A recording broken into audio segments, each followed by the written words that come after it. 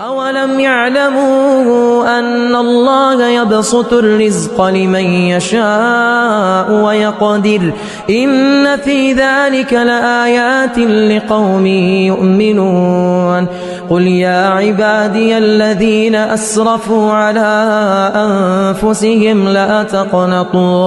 لا تقنطوا من رحمة الله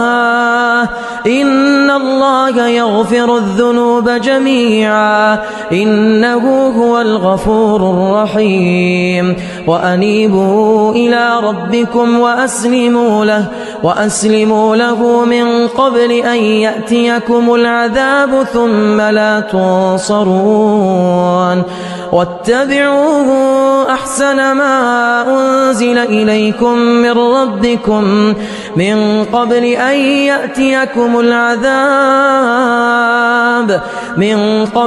يأتيكم العذاب بغتة وأنتم لا تشعرون أن تقول نفس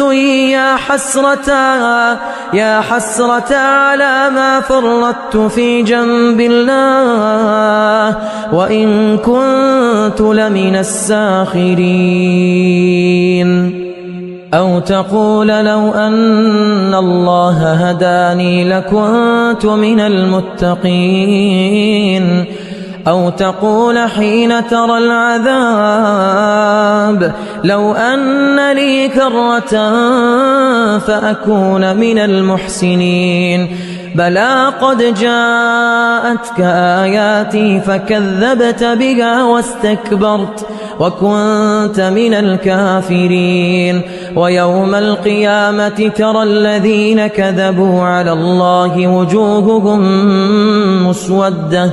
أليس في جهنم مثوى للمتكبرين